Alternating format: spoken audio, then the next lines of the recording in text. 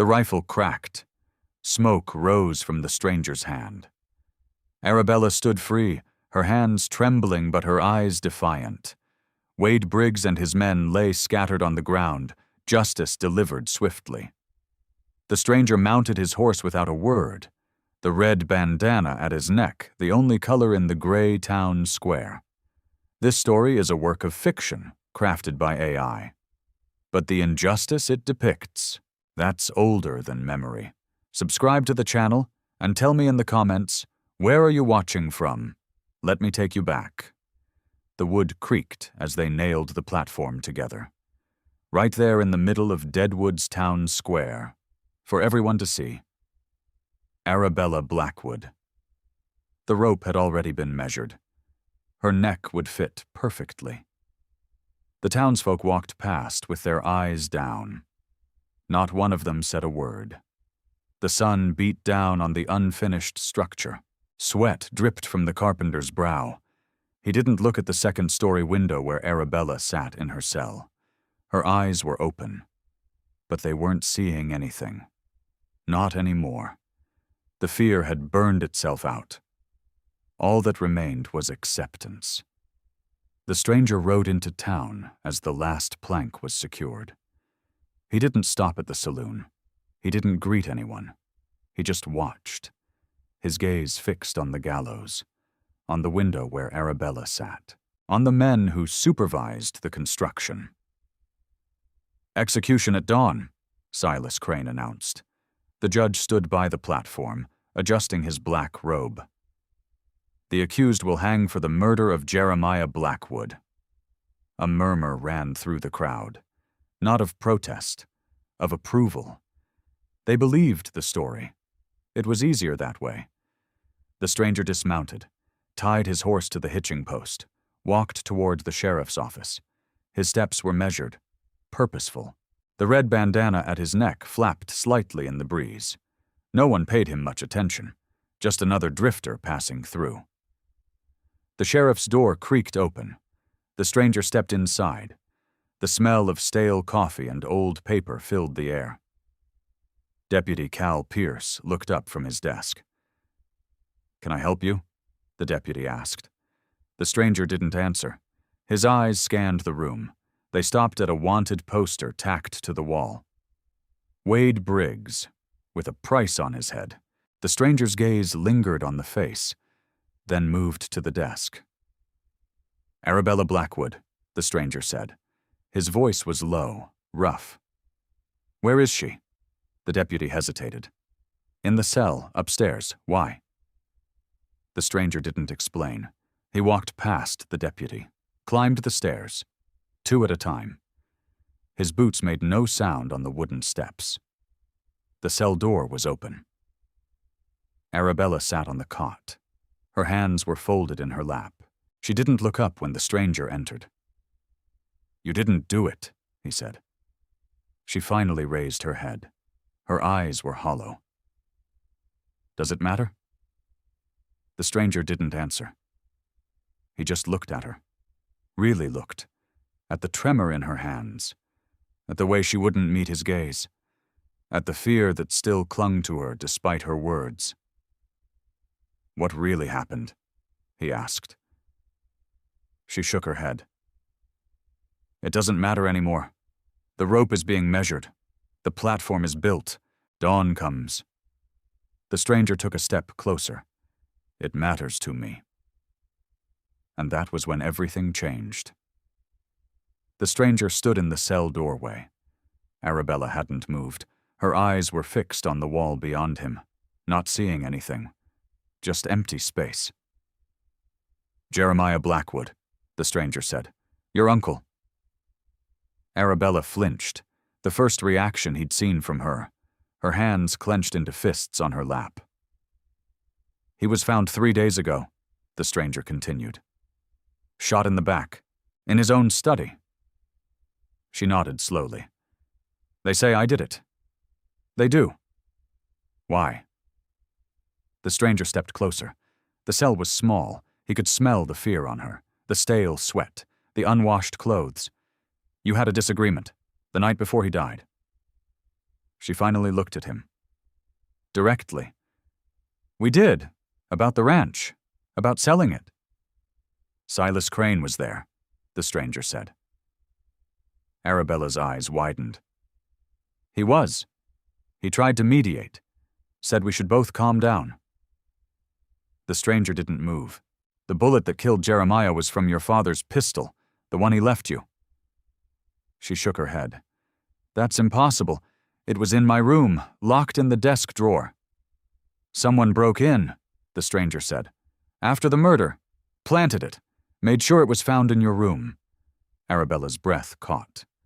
No, that's not true. I didn't. I know, the stranger cut in. But the town doesn't. They found the pistol. They found your fingerprints on it. They found a witness who saw you arguing with Jeremiah the night he died. Who? Arabella demanded. Who would say that? A man named Jed. Works at the livery stable. Silas paid him $500 to say he saw you threaten Jeremiah with that very pistol. Arabella slumped back against the wall. The fight went out of her. He framed me. Silas wanted the ranch all along. Jeremiah wouldn't sell, but I would have. The stranger nodded. Silas and Jeremiah were partners, business partners. The ranch was worth a fortune. Silas wanted control. Why didn't he just buy it out? Arabella asked. Jeremiah wouldn't sell. Not to Silas. Not at any price. Silas had been trying to get him to change his mind for months. The stranger took another step closer. The townsfolk believe it because it makes sense. A woman arguing with her uncle, a family dispute over money, a pistol found at the scene, a witness who places you there. It's a simple story, easy to believe. Arabella wiped at her eyes with the back of her hand. But it's not true. None of it. I know, the stranger said, but believing you're guilty is easier than believing their judge would frame an innocent woman. From down the hallway, footsteps approached. Heavy boots on wooden floorboards. Getting closer. Arabella tensed. He's coming. Silas. The stranger turned his head toward the door. Listened. The footsteps stopped just outside the cell. Time's up, a voice called out. Silas Crane. The prisoner needs her rest. Dawn comes early. The stranger didn't move. He waited. Silas waited. The air in the hallway was thick with tension. Then the stranger spoke. His voice was low, almost a whisper, but it carried. She didn't do it. Silas laughed, a short, sharp sound. The evidence says otherwise. The court has spoken. The sentence stands. The stranger turned fully to face the cell door, where Silas stood just out of sight. The evidence was planted. Silas didn't answer. The silence stretched, then footsteps retreated down the hallway. Away from the cell. Arabella watched the stranger. What are you going to do? The stranger turned back to her. His eyes were dark, determined. I'm going to find the truth, and I'm going to make sure they let you go. But what happened next? No one in that town would ever forget.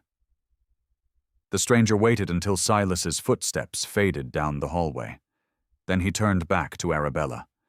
Her eyes were wide with a mixture of fear and hope. Tell me everything, he said, about the night your uncle died, every detail. Don't leave anything out. Arabella took a deep breath. Her hands trembled as she folded them in her lap.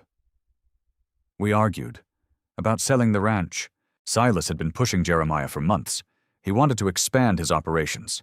Jeremiah refused, said it was family land. What time was this? The stranger asked. Late, around 9 o'clock. Silas left first. Then I went to my room. I stayed there all night. The next morning, Jed came to tell me Jeremiah was dead. The stranger nodded. The official story says you killed him between midnight and dawn, but you were in your room all night. Arabella nodded. That's what I told them. No one believed me. "Where's your room?" the stranger asked. "Second floor, east wing, above the study where it happened." The stranger's eyes narrowed. "Above the study?" "Yes, why?" "Nothing," he said. "Just thinking." He stood up. "I need to see your room, and I need to talk to some people the sheriff ignored." Arabella looked confused. "Who?" "People who might have seen something but weren't asked, or who were told to keep quiet." The stranger turned and walked out of the cell. Deputy Cal Pierce looked up from his desk as he approached. "The prisoner's room," the stranger said. "I need to see it." The deputy hesitated. "That's private property. The judge—" "The prisoner is going to hang at dawn," the stranger cut in. "Unless someone finds out what really happened. I'm that someone." The deputy swallowed hard. "It's upstairs, east wing." The stranger nodded and headed for the stairs. The deputy watched him go, then turned to his desk and poured himself a shot of whiskey. He didn't touch it, just stared at it. The stranger climbed the stairs to the second floor.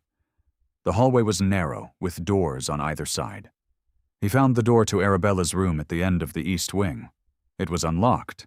He pushed it open. The room was small, with a bed, a desk, and a window overlooking the front yard. Nothing fancy. He walked to the window and looked down. Directly below was the study where Jeremiah had been killed. Interesting, the stranger thought, but not impossible. Someone could have come through the window or the door. He walked to the desk. It was a heavy wooden piece with 3 drawers. The top one was locked. The other 2 were empty, except for some papers and stationery. The stranger searched through the papers. Nothing that seemed important. Just letters from friends and family. Bills, receipts. He went back downstairs and walked out of the sheriff's office. The sun was starting to set, casting long shadows across the town square. The gallows stood like a dark silhouette against the orange sky. The stranger needed to find Jed. The livery stable was on the other side of town.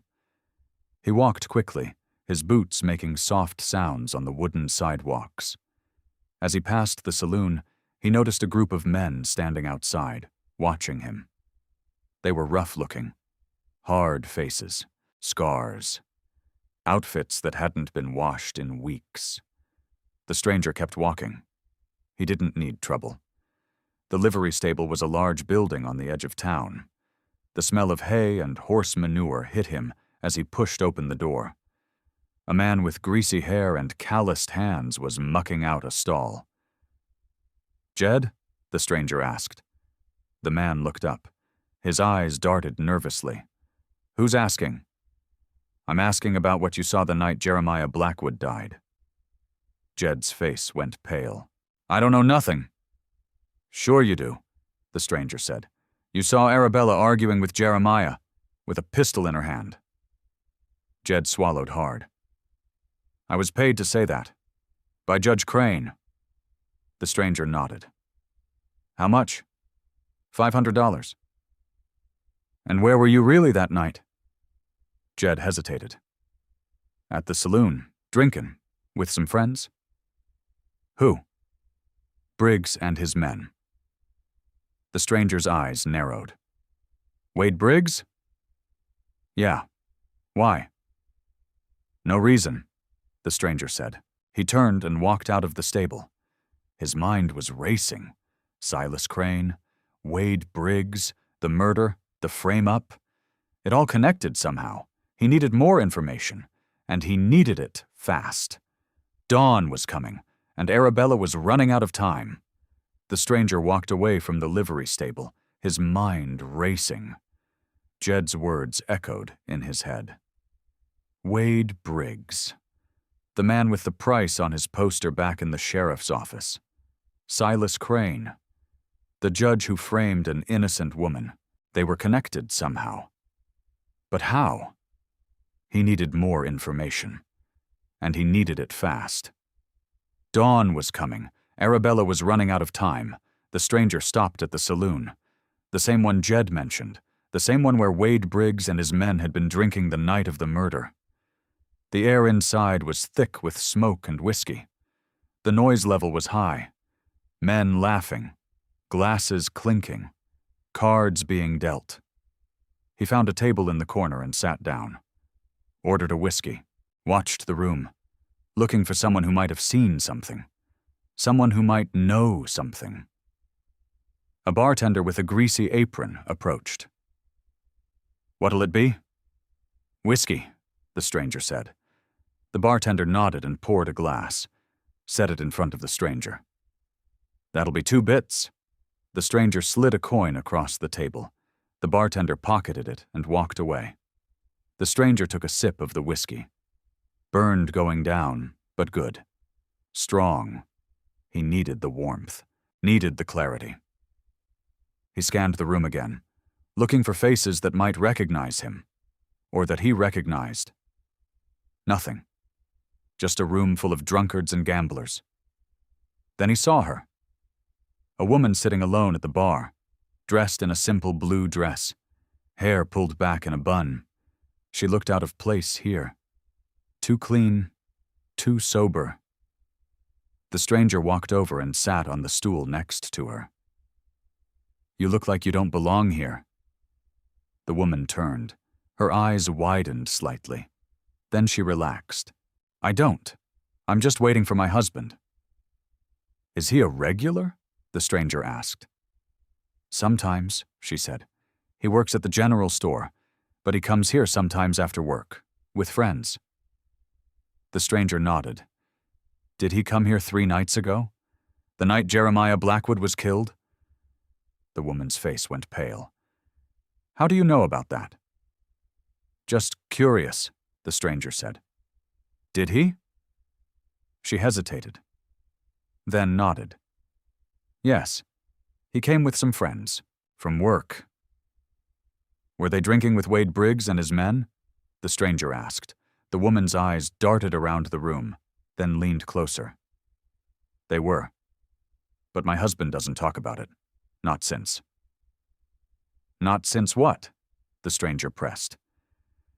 "Since the next day," she whispered. "When Sheriff Miller came to our house, asking questions about what they saw. My husband got scared. He told them nothing." The stranger leaned closer. "What did they see?" The woman shook her head. "I don't know. He won't tell me. Says it's too dangerous." The stranger straightened up. "Dangerous? From who?" "From Judge Crane," she said. "He came to our house, too. Told my husband to keep his mouth shut. Or else." The stranger's jaw tightened. "Or else what?" "Or else something bad would happen to our family. To our little girl." The stranger's eyes narrowed. "Where does your husband work?" "At the general store. Why?" "I need to talk to him," the stranger said. "About what he saw. About what Judge Crane said." The woman shook her head. "He won't talk. He's too scared." The stranger stood up. "He will, when I'm done with him." He walked out of the saloon and headed for the general store. The sun was setting, casting long shadows across the street. The town was quieting down. But the stranger's mind was racing. He needed to find this husband, the one who saw something but was too scared to talk, the one who was threatened by Silas Crane. He was the key, the crack in the timeline, the witness who disappeared right after the arrest, and he had to find him before dawn, before Arabella Blackwood hanged for a murder she didn't commit. Keep watching, because what this man does next is something you won't see coming. The general store was still open, though the sun had nearly set. The stranger pushed the door open, the bell above jingling softly. The air inside smelled of coffee beans, flour, and something sweet like molasses. A man with thinning hair and tired eyes looked up from behind the counter. He wore a simple brown apron over his shirt. "Can I help you?" the man asked. The stranger walked closer. You're Martha's husband, aren't you? The man's eyes narrowed. Who's asking? The stranger, he said simply. I need to talk to you about what you saw 3 nights ago. At the saloon. The man's face went pale. He glanced nervously toward the back room. I don't know what you're talking about. Your wife told me, the stranger said. She said you were with friends, drinking with Wade Briggs and his men. The man swallowed hard. She shouldn't have talked. She doesn't understand. I understand, the stranger said. I understand that Judge Crane threatened you, threatened your family. The man's shoulders slumped. He came to our house, said if we talked, something bad would happen to our little girl. The stranger leaned forward slightly. What did you see, Henry? That night at the saloon? Henry hesitated. Then his shoulders slumped further. Wade Briggs and his men were celebrating. Something about a job well done. They were laughing about taking care of Jeremiah Blackwood. The stranger's eyes narrowed. Taking care of him? How? They said it was done. Clean. No witnesses. That the woman would take the fall. Arabella? The stranger asked. Henry nodded. They mentioned her name, said she'd be easy to frame, that her fingerprints were on the pistol, that Jed would swear he saw her threatening Jeremiah. The stranger's jaw tightened. So it was Wade Briggs. He killed Jeremiah. It looks that way, Henry said. But why? What did Jeremiah have that they wanted? The ranch, the stranger said. Silas Crane was his business partner. Wanted control of the ranch, ordered the murder, framed Arabella to take everything. Henry's eyes widened. Silas Crane? The judge? The same one who threatened you and your family, the stranger said. He's the one who pulled the strings. Wade Briggs and his men just carried out the orders. A voice came from behind the stranger. That's a pretty story, stranger. The stranger turned slowly. Wade Briggs stood in the doorway, flanked by 2 of his men. Their hands rested near their holsters. Judge Crane sends his regards, Wade said. Says you're getting too close to the truth. The stranger didn't move. The truth always comes out, Wade. Not when I'm around, Wade said. He stepped into the store. His men followed, blocking the door. You've been asking too many questions, talking to the wrong people. Henry backed away, his face pale with fear. I didn't tell him anything, I swear. The stranger ignored him, his eyes locked on Wade. You killed Jeremiah, framed an innocent woman. For what? Money? For power, Wade said. Silas promised me a cut of the ranch profits. A nice piece of land. All I had to do was make sure the judge got what he wanted. And what he wanted was Arabella hanged, the stranger said. Wade smiled. And she will be, at dawn. Unless you decide to leave town. Now. The stranger didn't answer. He just stood there. The air in the store was thick with tension. Henry was trembling in the corner. Wade's men shifted their weight, their hands resting on their guns. Wade's smile faded. I see you're not going to leave quietly. Too bad. He nodded to his men. Get him. And that's when everything changed. Wade's men moved forward, their hands resting on their holsters. The stranger didn't flinch. His eyes scanned the room, taking in every detail. The shelves of goods behind Henry. The back door that led to an alley. The front door where Wade stood blocking it. The stranger moved fast, not toward the men, but toward the shelves. He grabbed a bag of flour and hurled it at the nearest thug. The bag exploded, sending a cloud of white powder into the man's face. The man gasped, blinded. The stranger spun around, knocking over a display of canned goods.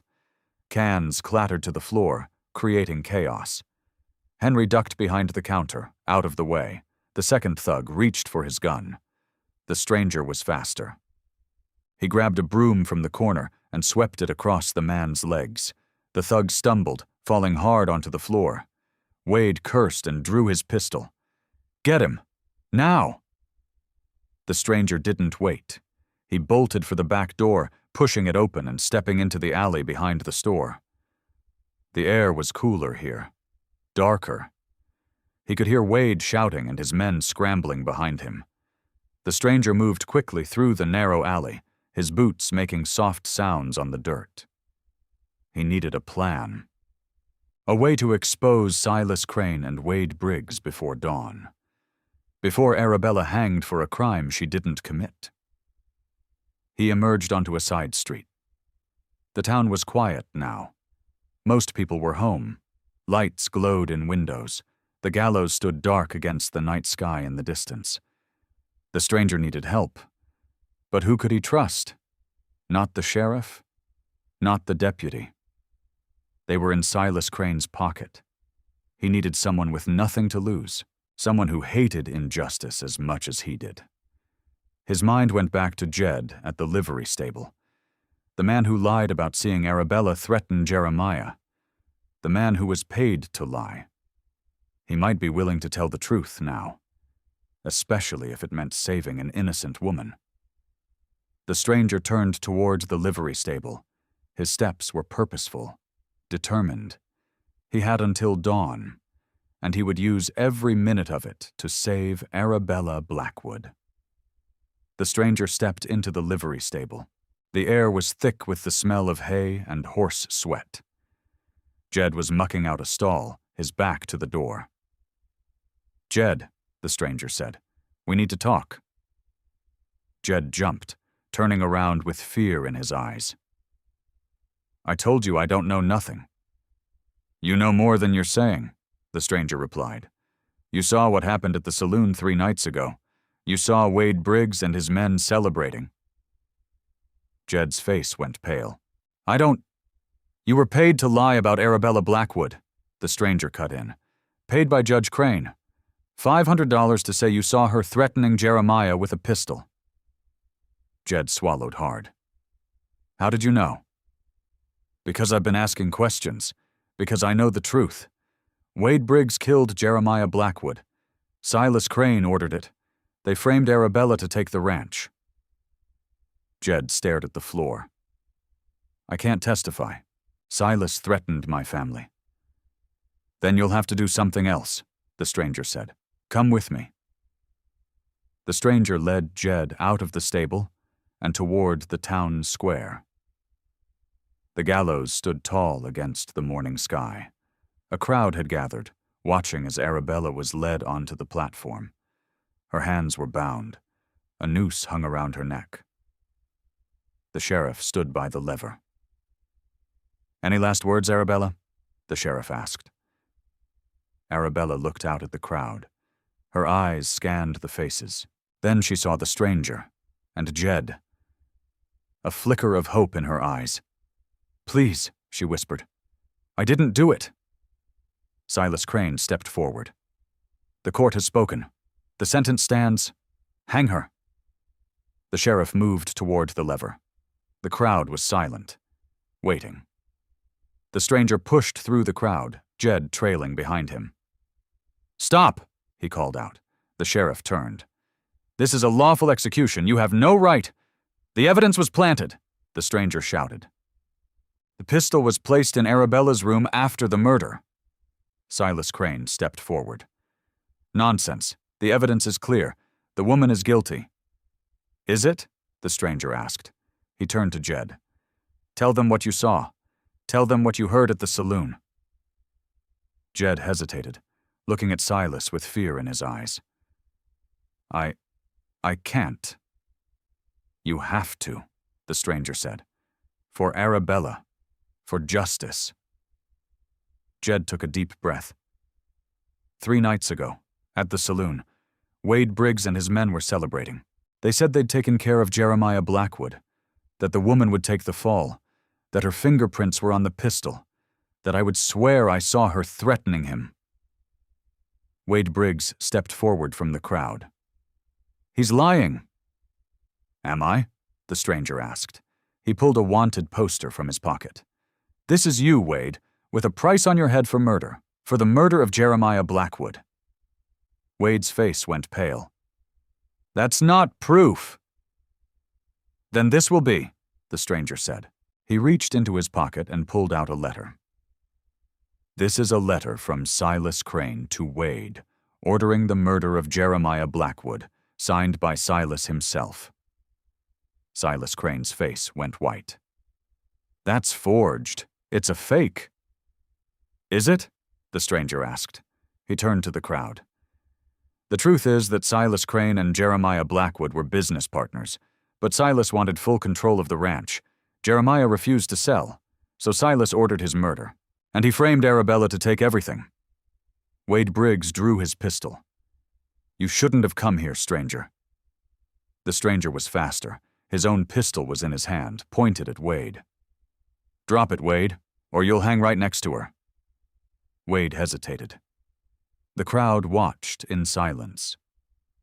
Arabella stood on the gallows, hope in her eyes for the first time. And then, from the far end of the street, came a sound that changed everything. The sound was the sheriff's whistle. Sharp, piercing, 3 blasts that cut through the morning air like a knife.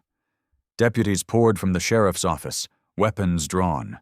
Their eyes scanned the crowd, then locked onto Wade Briggs, pistol still in hand but now trembling. "Drop it, Wade," the sheriff commanded. "Now!" Wade hesitated, his eyes darting from the deputies to the stranger. Then slowly, deliberately, he lowered his pistol to the dusty ground. His men followed suit, hands in the air.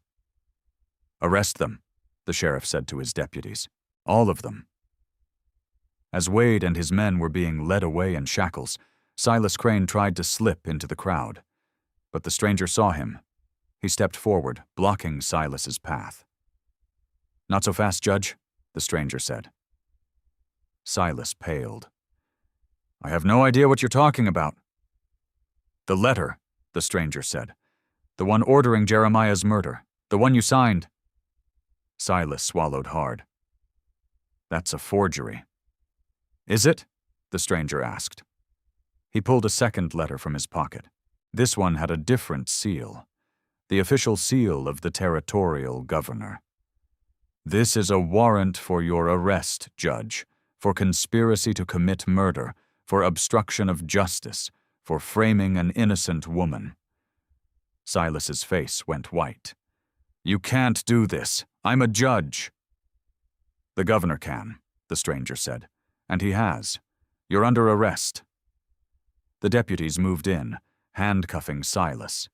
As they led him away, Arabella stood on the gallows, the noose still around her neck. The sheriff approached her, key in hand. "Miss Blackwood," he said, "you're free to go." Arabella's hands trembled as the sheriff removed the noose. Then slowly she stepped down from the platform. The crowd erupted in cheers. Some wept. Others simply stared in disbelief. Arabella made her way through the crowd, her eyes searching. When she saw the stranger, she rushed to him. "Thank you," she whispered. "You saved my life." The stranger nodded. "You're welcome." "I never got your name," Arabella said. The stranger just tipped his hat, his face unreadable. Then he turned and walked away, disappearing into the crowd. Arabella watched him go, a mix of gratitude and confusion in her eyes. The stranger had saved her life, yet he refused even a name in return. He mounted his horse at the edge of town, the red bandana at his neck the only splash of color in the gray morning. With a flick of the reins, he rode out of Deadwood, never to return. If this story moved you, subscribe to the channel, leave a like, and share it with someone who needs to hear this today. Your support is what brings these stories to more people.